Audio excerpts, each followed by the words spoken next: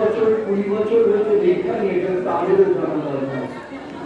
আজকাল মানুষের গুরুদেবের কাছে দীক্ষা নেয়, কিন্তু গুরুদেবের প্রতি সেই শ্রদ্ধা ভক্তিটা থাকে না। নরোত্তম ঠাকুর বললেন, গুরুমুখ পত্রবাক্য হৃদয়ে করিয়া লইত, আর না করিও মনে আশা। গুরুদেবকে মনুষ্য জ্ঞান করুণা শাস্ত্র বলেছেন, তাই না? মানুষ, আমরা মানুষ, কমিয়ে মানুষ, কিন্তু গুরুকরণ যখন করলে সে গুরুদেব কিন্তু তোমার থেকে উচ্চ স্তরে, তার কথাকে হৃদয়ে ধারণ করতে হবে। যদি তুমি তা ধারণ না করো, তুমি মহা অপরাধে অপরাধী।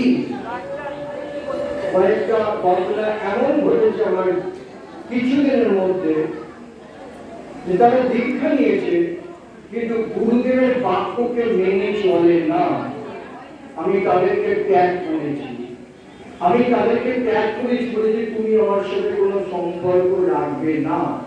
যার গুরুদেবের বাক্যে যার শ্রদ্ধা নেই, গুরুদেবের বাক্যের মধ্যে যার শ্রদ্ধা নেই, সে গুরু ত্যাগী হয়ে গেছে।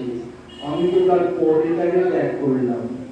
আমি সোজাসুজি বলে দিয়েছি তুমি আমার সাথে কোনো যোগসূত্র রাখবে না। কেন? এই নরোত্তম ঠাকুরের পথকে যদি আদর্শ করতে হয়, এই নরোত্তম ঠাকুরের আদর্শকে যদি গ্রহণ করতে হয়, তাহলে শ্রী গুরু মুখপঞ্চ বাক্য হৃদয়ে করিয়া লইত, আর না করিও মনে আশা। নরোত্তম ঠাকুর বলছেন, শ্রী গুরু চরণে রতি এই সে উত্তমা গতি, যে প্রসাদে পুরে সর্ব আশা। গুরুদেবের প্রতি যার রতি আছে, প্রেম আছে, ভালোবাসা আছে, শ্রদ্ধা আছে, ভক্তি আছে, তাতে কি হয়?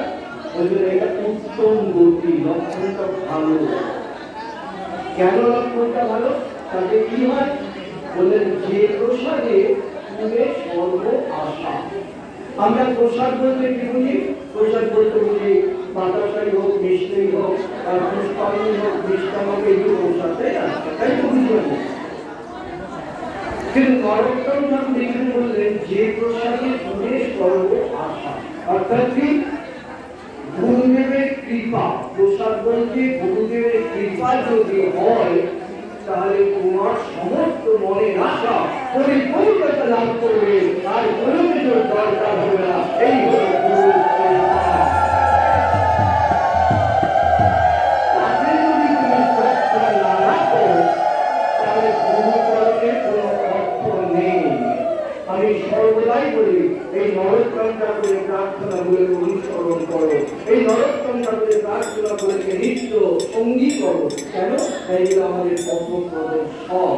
গুরু চরণে রবি, গুরুদেবের হাত পা টিপে দিলাম, তার অঙ্গ সেবা করলাম, এটা গুরুদেবের প্রতি ভক্তিহীনতা, গুরুদেবের শাস্ত্র বলছে এটা অপরাধ, শাস্ত্র বলছে এটা অপরাধ। তাহলে গুরুদেবের রবি কি করে করবো? গুরুদেবের সন্তুষ্টি নিলাম কি করে করবো? গুরুদেব যে আদর্শ আমাকে দিয়েছেন, যে পথ দেখিয়েছেন, সেই পথটাকে আমি আঁকড়ে ধরলাম, তবে হবে গুরু সেবা। গুরুদেব কি করেন? গুরুদেব মন্ত্র দান করেন, তাই তো? বীজটা রোপণ করে দেন, বীজটা রোপণ করে দিয়ে তিনি বললেন, এই মন্ত্র স্মরণ করবে, তবে তুমি যা চাইছো তাই পাবে। আমরা কি চাই? আমরা আনন্দ চাই, সুখ চাই, শান্তি চাই। আর শাস্ত্র বলছে, যদি সুখ, শান্তি, আনন্দ পেতে হয়, তাহলে ভগবানের স্মরণ করো। তাই বলা হলো, রাধা কৃষ্ণ প্রাণময় গুরু হল কৃষ্ণ। গুরুদেব কখনো ভগবান হতে পারেন না। আজকাল বলে গুরুদেব ভগবান না, কখনো। আমার বাবা প্রভু কান্তিশ্বর এবং আমার গুরুদেব, তিনি বলছেন, তুমি যত দীক্ষা দেবে তত তোমার দায়িত্ব বাড়বে, যত শিষ্য করবে তত তোমার দায়িত্ব বাড়বে। কেননা তার মঙ্গল, অমঙ্গল, অশুভ, শুভ সব কিছু দায়িত্ব তোমাকে নিতে হবে। এটা হলো গুরুদেবের কাজ। তাহলে গুরুদেবের সিংহাসনে পুজো হলে না না না, তাতে হবে না। আমার দায়িত্বটা ক্রমশ বেড়ে যাচ্ছে, কিন্তু দায়িত্বটা নিতে হচ্ছে কেন? আমি সেই নিত্যানন্দ বংশের সন্তান, সেই দায়িত্বটা না নিলেও আমাকে নিতেই হবে অবশ্যই। এই জন্যে যে নিত্যানন্দ প্রভু বলেছিলেন, দাঁড়ে দাঁড়ে গিয়ে দন্তে প্রিয় ধারণ করে, এই আমার এই কিনিয়া লব বলো গৌর হরি হরি হরি।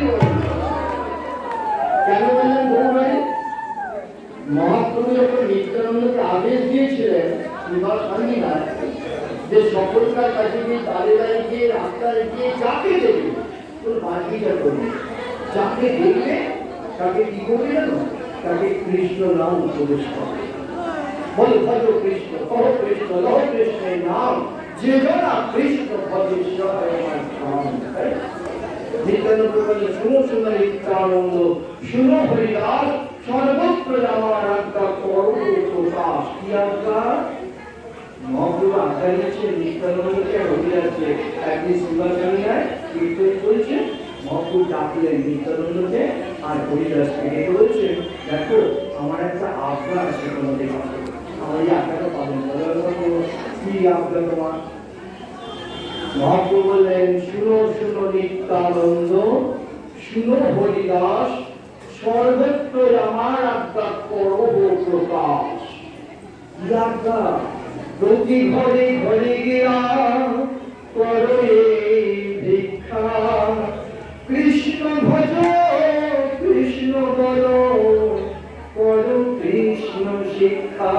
নিত্যানন্দ হরিদাস দাঁড়িয়ে দাঁড়িয়ে কি সকলকে উন্নয় বিনয় করো, বাজ বিচার করবে না।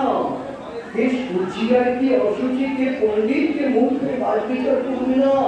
যাকে পাবে তাকে যে বলো কৃষ্ণ ভজ কৃষ্ণ বল, করো কৃষ্ণ শিক্ষা। কেন? একমাত্র উপাস্য হলেন শ্রী কৃষ্ণ ভগবান। যদি তার স্মরণ হয়ে করো তাহলে তোমার জীবন সুন্দর হয়ে যাবেই যাবে। আর নিত্যানন্দ তাদেরকে মাথায় নিয়ে পথে বেরিয়ে পড়লেন, তাই না? পথে বেরিয়ে করে কি করলেন? মহাপ্রভুর আদেশটা পালন করলেন না কিন্তু। পথে বেরিয়ে নিত্যানন্দ বলছেন, ভজ গৌরাঙ্গ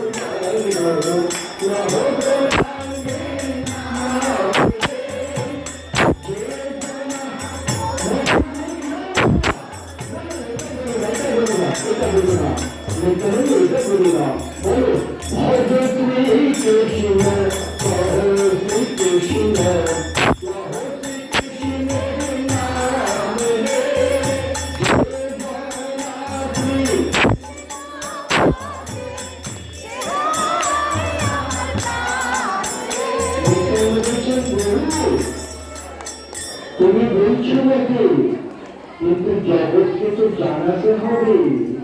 নিত্যানন্দ প্রভু মহাপ্রভুর আদেশকে লঙ্ঘন করেননি। নিত্যানন্দ প্রভু মহাপ্রভুর আদেশকে মাথায় নিয়ে গিয়ে বললেন ভজ গৌরাঙ্গ। কেন বললেন? কলির জীবের একমাত্র উপাস্য হলেন শ্রী কৃষ্ণ চৈতন্য মহাপ্রভু, শ্রী গৌরাঙ্গ মহাপ্রভু। কেন? শ্রী কৃষ্ণই গৌরাঙ্গ রূপে এসেছেন, এটা তো জগৎকে জানাতে হবে। প্রভু না জানালে কেমন করে হবে? জগৎ তো জানতে পারবে না। প্রভু তুমি আমার মুখ চাপা দিলে কি হবে? জগৎকে জানাতেই হবে। সেই শ্রী কৃষ্ণ এসেছেন গৌরাঙ্গ রূপে, কলির জীবন চাহে এখন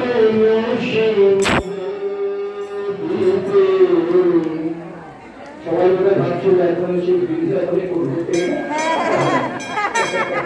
সবাই ভাবছিল আমি এখনো সেই পাঠের মধ্যে যদি জিজ্ঞেস করি গাড়িটা এখনো সেই পাঠের মধ্যে সবাই চিন্তা করছিল বৃন্দাবন। আমি বৃন্দাবন